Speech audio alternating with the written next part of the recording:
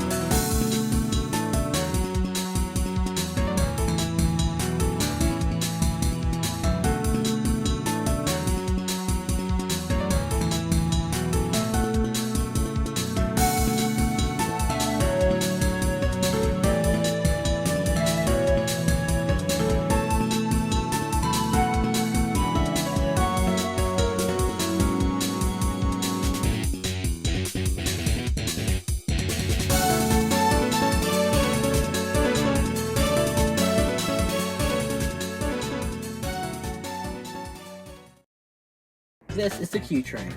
The Q starts off at 53rd Street and Potato Brick with the N. The Q goes express, while the N goes local down Madison Avenue. At 39th Street, the W joins the Q on the express track until Myrtle Avenue, where the N and Q flies through the Stanhope tubes in the West Batot. Continuing express on Callaghan, the Q reaches Richards Island, meeting the N and terminating. The trains the Q uses are R46s, R68s, R68As, KB96s, PX1s, R143s, PST2s, R179s, PST10s, and R211s. So the Q's fast, like surprisingly fast. It appears a lot. It actually amounts to N and R into its timings. You'd think the W would screw that up somewhat, but that things are frequent enough to do nothing about it. That sounds great, but sometimes you need that N train, and sometimes that cunt just doesn't want to fucking appear.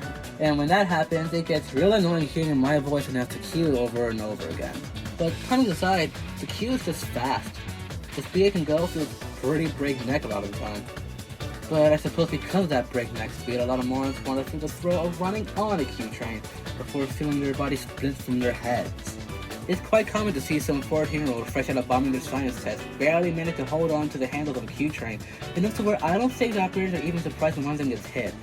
Me, personally, I think this issue could be easily solved by replacing every train with R46s and R211s, so they really gotta grab and brake, but I don't think that's gonna happen anytime soon. Speaking of R46s, the Q is packed with them. The TA really likes sending R46s onto it. Doesn't mean other types don't appear either, it's just that they don't most of the time. Sounds great to me because I like R46s, but you can have too much of a good thing. And the R46s, which with the gets to Q, always sound like they're one odd bump away from collapsing like a bunch of Legos.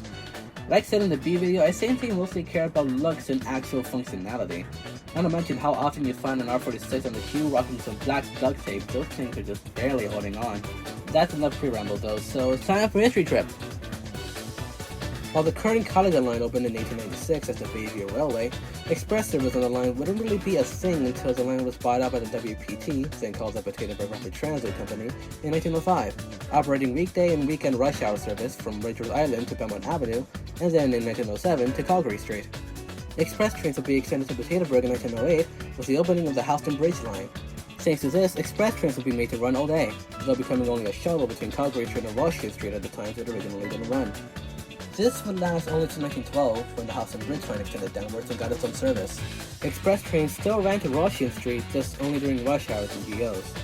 For a good portion between 1919 and 1921, the Callaghan line was majorly held back thanks to the line going as an open cut line between Belmont Avenue, which died in the process, and Georgian Avenue, but it was soon returned to working order and gained more aura in the process. The Callaghan line was finally touched Potato Brick for real in 1924, when the Stanhope Tubes and Madison Avenue line opened to 16th Street, and then later to 53rd Street in 1929. At this time, express service would finally have an actual designation to it, and that is the N. What? You all know the classic express service on the Madison Avenue line, the N train? Keep up. Anyhow, for a while after, the Q wouldn't really have anything interesting going on, until the all-important derailment in the Stanhope Tubes. Thanks to this, the N and Q were shortened to run to Myrtle Avenue, while the B, D, and the LGX took over in West Batot. As the R was a shuttle in West Batot at the time, the Q was rerouted to 86th Street in Catlin, marking the only time the Q ran to Catlin regularly. That's it. And this thing dropped off faster.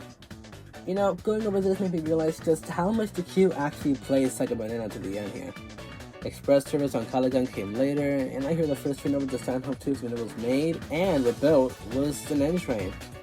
The only thing it really got over the end is speed. Not bad, obviously, but kind of boring still. Oh, there is something else the queue has over the end. It's rerouting. For whatever reason, the PTA really likes hitting the queue down another line, often the B. Back then, it even had queues for the occasion. The QB, which went over the bridge to 57th Street on 5th Avenue, and the QJ, which went via the J to somewhere. Honestly, don't know why this one existed, the J, and I'm hard to go near the Q. Actually, since the end of the QT back then, wouldn't this be a point at the end? Let's just call it a draw here. The orange Q exists too, so whatever. But all in all, the Q Train is a fast, surfer-infested, spontaneous, and frequent line that can get your head melted by its many names, and gets a 7 out of 10. So with that said, this is Ina, telling you to stand clear.